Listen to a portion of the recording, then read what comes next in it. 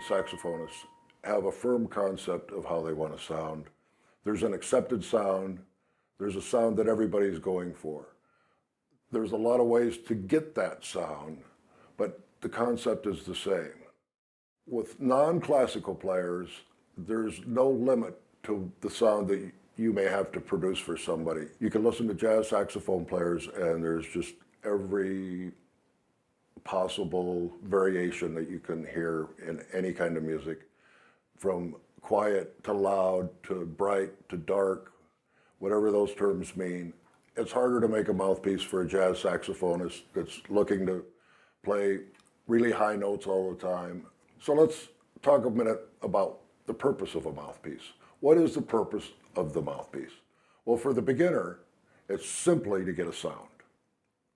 And hopefully, with a good mouthpiece and a good reed and a good ligature, that sound's going to come pretty quickly. And as the beginner goes along, if they have the correct mouthpiece, all they need to do is increase the size of the reed as they get stronger.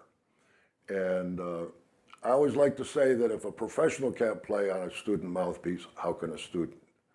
So you want to get a mouthpiece that's as good as any professional would play in the very beginning, if you can afford it, and it's going to cut your learning time more than in half. For the intermediate musician, it's to be able to start to develop a style of playing based on their interests, concept, and preferences.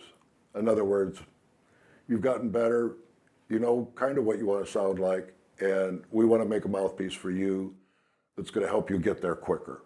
For the advanced musician, the idea is to find a mouthpiece that will facilitate the style of music they are playing. That is to make it easier to play the music they are performing, to be able to adjust to the nuance of the mouthpiece with a mouthpiece maker, to develop different characteristics of sound, brightness, darkness, overtone series, etc., and air potentials, that is how easy the mouthpiece plays, air angle, and where the kickback starts, and even intonation. Now, what's the kickback?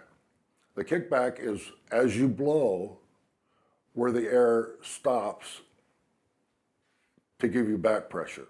Some kickbacks are very close to the tip of the mouthpiece. Some kickbacks are in the middle of the mouthpiece. Some kickbacks are all the way down near the neck. And it depends on the type of musician and their comfort level where they want that kickback spot to be. So that's something that the mouthpiece maker needs to consider too. And it's not talked about very much, but it's something the player needs to know, the kickback spot that they like, so they can describe that to the mouthpiece maker. Seeing a mouthpiece craftsman every few years is a good thing to do. Even if you're handed a perfect mouthpiece, if it's made out of hard rubber or ebonite or some other material like that, over the years, sitting in hot cars, being in funny places, being in temperature extremes, the mouthpiece can warp because all materials want to go back to their original raw state.